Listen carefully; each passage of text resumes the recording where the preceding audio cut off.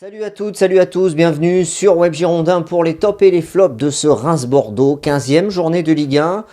Le score de cette partie, un partout, avec un but de Josh Maja et une égalisation de Dia à la 93e minute de jeu. Le but de Josh Maja est intervenu à la 27e. Bordeaux arrache un point de son déplacement à Reims. À la lecture du score, on pourrait dire Bordeaux rate le coche. Et n'obtient pas les 3 points et aurait pu faire un bond à la 3e place du classement de la Ligue 1. Mais au vu du match et des circonstances de jeu de ce Reims-Bordeaux, on peut dire que c'est un point qui permet à Bordeaux de continuer à avancer dans ce championnat et au moins de ne pas reculer face aux autres équipes, parce que les Girondins ont subi toute la partie et même réduit à 10. Reims a été réduit à 10 avec l'expulsion de Romao aux alentours de la 70e minute de jeu. Et bien Bordeaux a continué à subir, même en supériorité numérique. Alors on va regarder ensemble les tops et les flops de cette partie. Je vais commencer comme d'habitude par la composition d'équipe des Girondins de Bordeaux. Donc on avait Benoît Costil dans les buts. La défense, c'est du classique avec Koscielny en centrale. À sa gauche Pablo, à sa droite Mecher. Ce sont nos 3 défenseurs centraux. À gauche, en milieu gauche, on a Loris Benito.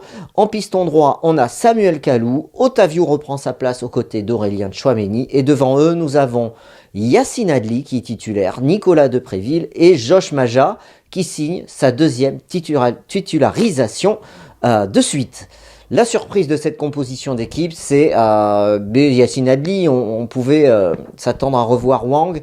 Et finalement, l'ex-parisien, le jeune joueur des Girondins, est aligné titulaire. Ça faisait longtemps qu'on ne l'avait pas vu, après sa blessure, fouler une pelouse de Ligue 1. C'est un petit peu la surprise. Et surtout, l'autre surprise, c'est de voir Wang même pas sur le banc de touche, en tribune. Voilà, donc il a été mis au repos. Il a fait le déplacement avec le groupe. Et Paulo Sousa a fait son choix et a décidé de mettre le Sud-Coréen dans les tribunes du stade Auguste Delaune. Alors, comme je vous l'ai dit sur la composition d'équipe, nous venons de le voir ensemble. Ensuite, sur le jeu et le déroulement de ce match, de manière générale, alors, jamais Bordeaux a eu la maîtrise du jeu, la maîtrise du ballon, face aux assauts incessants de cette équipe rémoise qui joue avec beaucoup d'engagement et un pressing constant sur nous. Et on a eu beaucoup de difficultés à relancer proprement.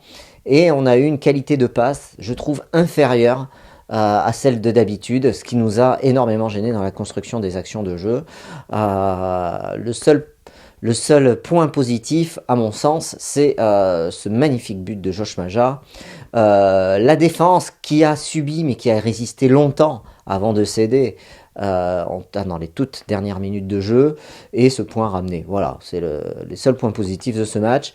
Donc on va regarder ensemble en détail le joueur par joueur avec les tops et les flops, et on va commencer par le gardien de but des Girondins de Bordeaux et capitaine Benoît Costil. Benoît Costil, j'ai noté, alors à un moment donné j'ai arrêté de les noter, mais il a fait un nombre incroyable d'arrêts déterminants pour nous maintenir dans cette rencontre. 12e minute, 23e minute, 28e minute, double arrêt, 47e minute, parade sur Romao, 71e minute, et ainsi de suite, ça continue jusqu'au bout, et cette 93e minute fatale. Alors, il peut pas tout faire, il peut pas nous sauver comme ça indéfiniment, même si c'est pas passé loin. En tout cas, c'est un top pour le gardien des Girondins qui montre qu'il est en grande forme et qui a permis à Bordeaux de rester dans son match, parce que c'est bien par ses arrêts déterminants que Bordeaux est resté en vie dans ce match et ramène un point de ce déplacement en Champagne. Donc au top, Benoît Costil. Pablo, alors très inquiet, j'ai été dès la première minute de jeu où il s'entrave un petit peu, où il prend un coup, j'ai pas bien vu sur les images, et l'attaquant part tout seul au but, il est en position de dernier défenseur. Heureusement l'arbitre siffle faute, ça m'a un peu inquiété. Après, je trouve que le défenseur brésilien s'est bien ressaisi et il a été très costaud dans les duels. Voilà, très costaud dans les duels. Pablo sur l'homme, c'est vraiment un guerrier. Hein. Voilà, donc c'est un match correct, voire un bon match de sa part, parce qu'il a résisté aux assauts incessants de l'équipe rémoise lui aussi. Laurent Koscielny, match sobre. Voilà, quelques belles interceptions. Malheureusement, il lui manque un pied sur l'égalisation de Dia à la 93e minute. Il a un pied de retard. Et il ne peut rien faire pour empêcher l'attaquant du Stade de Reims de marquer. Voilà, match correct de sa part. Mes chers, averti très tôt, dès la 6e minute de jeu. Après, je l'ai trouvé plutôt solide. Paulo Sousa a été un petit peu agacé par sa prestation et l'a remplacé à la 80e minute par Jovanovic, qui, j'en parlais tout de suite de Jovanovic, a fait une entrée plutôt sobre. Voilà, pas grand-chose à ajouter sur son entrée. De toute façon, on n'a fait que subir dans ce match. Mais il s'est mis au diapason de ses collègues. Otavio qui faisait son retour. Alors Otavio, je trouve un début de match très difficile de la part du Brésilien. Très en difficulté avec des pertes de balles au milieu du terrain. Il s'est repris petit à petit en faisant quelques interceptions, en mettant un peu plus d'intensité dans son jeu. La deuxième mi-temps a été meilleure pour le Brésilien, mais comme j'ai noté sur ma feuille, le milieu de terrain bordelais a été mangé par le milieu de terrain rémois. Voilà, on n'a pas su répondre techniquement, dans le placement et collectivement à cette pression que le Stade de Reims nous a mis. Ça fait un match moyen au final pour Otavio, c'est un match de reprise. Aurélien Tchouaméni, des pertes de balles, lui aussi au départ, a un mauvais début de match, je trouve aussi. Et ensuite, il y a cet éclair. Alors éclair, le mot est peut-être un peu fort, mais en tout cas, il a cette capacité à aller vers l'avant. Et c'est lui qui délivre le ballon décisif pour Yacine Adli. Il fait une incursion sur le côté droit de la surface adverse. Il se retrouve en position de centre et il centre parfaitement pour l'attaquant anglais qui met cette belle majeur. Voilà. Au final, c'est un bon match de Tchouaméni. Il a été dans les duels, il a été à la lutte. Mais pareil, collectivement, il a subi lui aussi, et donc sa prestation individuelle s'en ressent. À part Benoît Costil qui fait une très belle prestation individuelle, je trouve que le reste des joueurs de champ, et on va voir l'exception Maja, mais ils subissent un peu le manque de cohésion collective et de maîtrise collective, maîtrise technique du ballon et des déplacements pour pouvoir maîtriser le jeu et contrer cette équipe rémoise qui a imposé son jeu toute la partie, il faut le reconnaître. Samuel Kalou. Alors Samuel Kalou, je sais plus trop quoi en penser, dans le sens où je trouve que défensivement au début de match, je l'ai trouvé un peu en retard. Il n'a pas été beaucoup aidé Edson Mecher, je trouve, face aux attaques rémoises. Et après, offensivement, il a essayé un petit peu de combiner du jeu de passe et il a essayé de faire des passes courtes pour garder la possession du ballon. Mais ça n'a pas, lui aussi, n'a pas pu permettre au collectif de briller plus. Voilà. Donc c'est dommage, ça fait un match très moyen pour Kalou. Loris Benito, c'est pareil. J'ai l'impression de vivre souvent les mêmes matchs avec Loris Benito. C'est-à-dire que c'est pas un mauvais match, mais c'est pas un match excellent. Très peu d'apports offensifs, excepté dans les premières minutes de la deuxième mi-temps, où on voit dès qu'il a pu combiner avec Yacine Adli, mais offensivement, il a quand même une belle qualité de centre. Il fait plutôt un bon centre, il en fait deux, je crois. Il y en a un qui est raté, mais il y a le deuxième qui est très bon. Quand il est en position offensive, il est très bon. Et c'est dommage, il l'est trop peu, et finalement, ça fait un match moyen. Je trouve que lui aussi a souffert individuellement face aux assauts et à la puissance physique imposée par le Stade de Reims.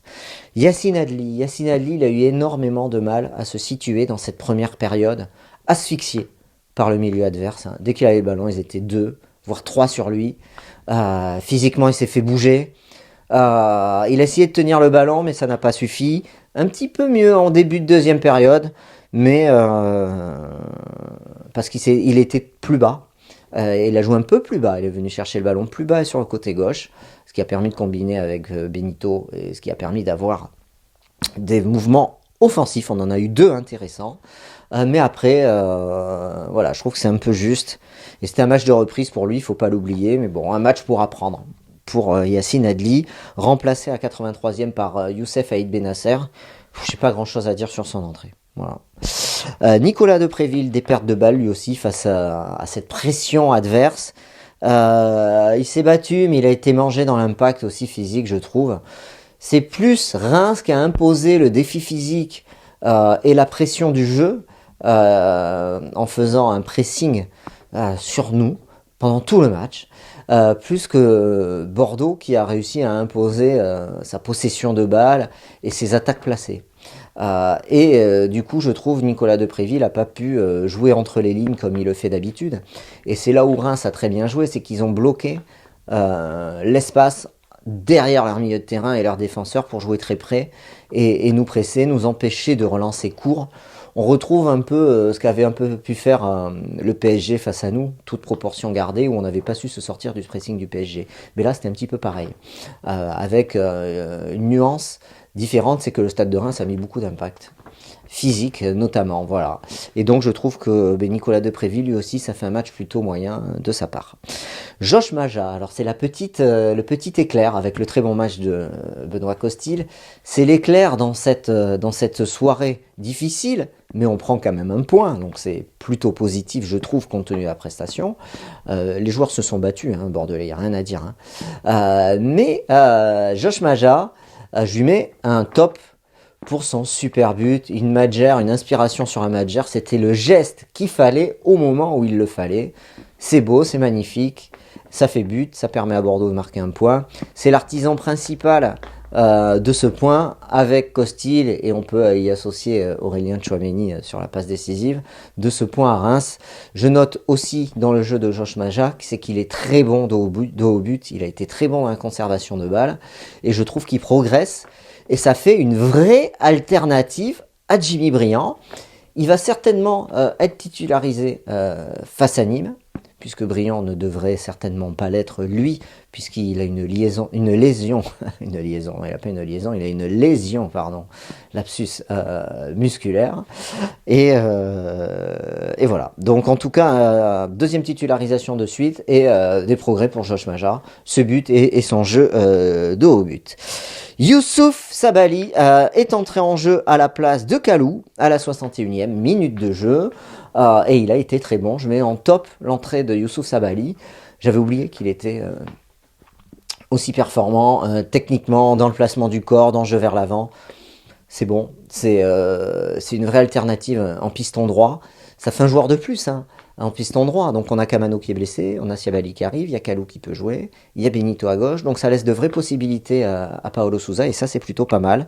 L'entrée de Jovanovic, de Benasser, je ne commande pas parce que je trouve qu'ils ont joué trop peu et on les a pas vus, parce qu'on a fait que subir. Voilà, Bordeaux rate le coche, on est provisoirement 5e au moment où je réalise ce top flop. Peut-être que Saint-Etienne peut nous passer devant en gagnant demain. Prochain match, c'est en championnat, c'est rapide. Ça arrive mardi soir face à la lanterne rouge de la Ligue 1 Nîmes. Si on veut continuer à rester dans le haut du tableau, il faudra aller chercher les 3 points de la victoire. Voilà, merci beaucoup. Rendez-vous lundi soir en direct, 19h30, sur webgirondin.com pour le talk avec Pierre Ducasse qui sera avec nous pendant l'émission. En attendant, je vous souhaite de passer une bonne journée ou une bonne soirée. À bientôt. Salut.